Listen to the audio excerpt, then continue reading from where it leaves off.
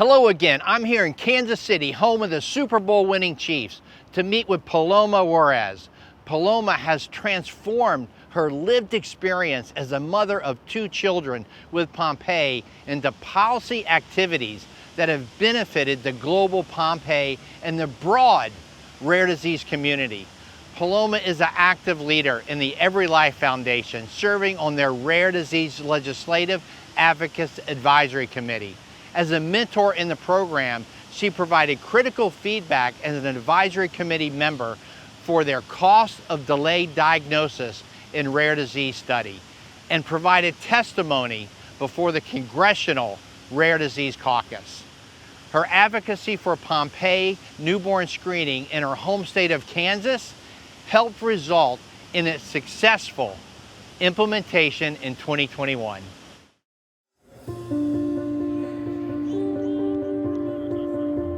Hi Paloma, how are you? And thank you for joining us here in Kansas City and spending the day with us. Thank you. The last time we saw each other, we were in DC. You were speaking at the Rare Disease Caucus. You captivated the entire audience. Maybe a great place to start is a little bit about your story and how that led you to rare disease advocacy. Vaughn was born on May 28th, 2016. He was almost 10 pounds with a full head of thick hair, and we were just smitten and in love and new parents. So Kansas City sits on 2 states, the Missouri side and the Kansas side. So we settled on the Kansas side. My doctor's office was on the Missouri side. And we did not know how much that little thing was going to change our story. My phone rang and somebody was like, hey, this is so-and-so's pediatrician's office. We have the results of your son's newborn screening back. And I was like, newborn screening? Remind me again? And they're like, well, you know, he's been flagged for something called Pompe disease. The things that you read that stick out are that children with Pompe die within that first 1.5 years of life, and that's all that stuck out to us. And so we just kind of tried to calm ourselves and think about the fact of what she said, like, this is probably a false positive. He looks like a healthy, awesome baby, you know, explaining to us that Pompe was added to newborn screening in 2015. Missouri was one of 5 states that had just started their screening process.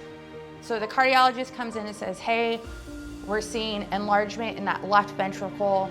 It's very symptomatic and consistent with the diagnosis of infantile onset Pompe disease. On the spectrum of Pompe, the most fatal. We pushed really hard, and at 23 days old, Vaughn began his journey with therapy. He said his first word at 6 months. And by his first birthday, you know, we just felt really fortunate and special. We kind of made our first trip to the Duke Pediatric Pompe Conference. We met this family. They had a little guy just about the same size as Vaughn.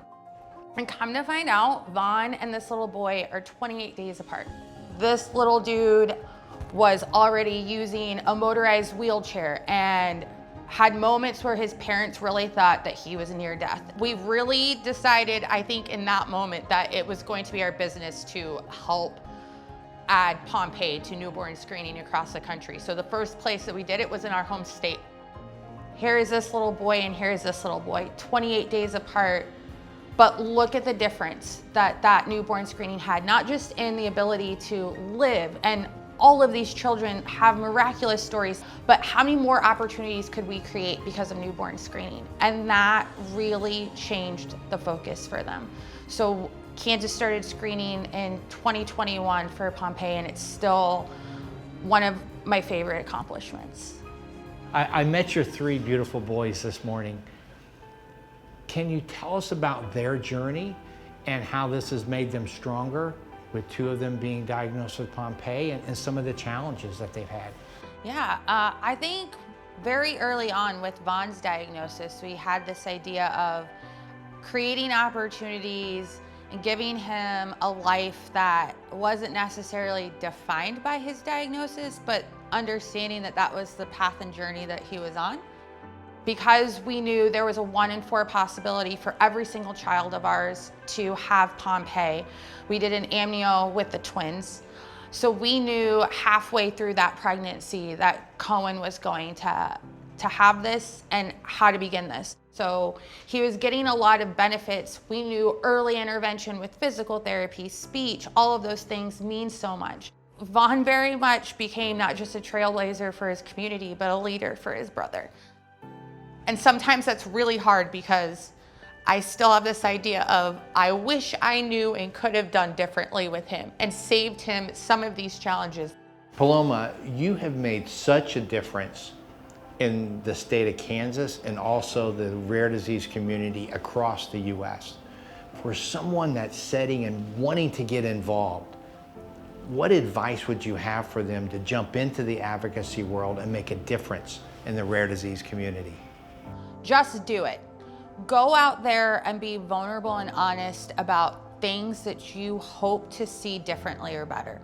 Advocacy isn't about this one big idea or how many great degrees or things that you've learned. It's just an exchange of what your hopes and wishes are for a better future.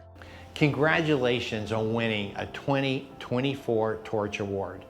What does winning this award mean to you? Oh, I knew you were gonna ask me that question and I'm still not prepared. I feel very honored and very humbled.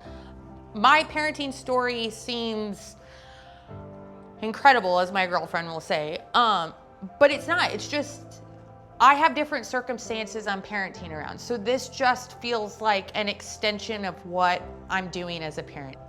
I so cherish my relationships that I have built with different people in the rare disease space and how that's impacted me as a woman, as a partner, as a parent. I'm just so grateful for those things. What you've done in the rare disease community, from what we all see as we watch the Paloma force change the world, it's just been amazing. And we thank you so much for taking this time to share your story, to share the story of your kids, your family. And we are so excited about the next chapter and the great things that you're going to do for the rare disease community. Paloma, thank you so much from the bottom of my heart. We appreciate what you do, and more importantly, how you do it is just absolutely amazing. Thank you very much. Thank you.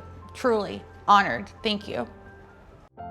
Wow, what a great conversation, and honored to spend time with Paloma and share her family story. She's a reminder of the power of the parent in rare disease advocacy. And as we all know, nobody loves you like your mother. We still have more to hear, so let's get to the next Torch Award winner.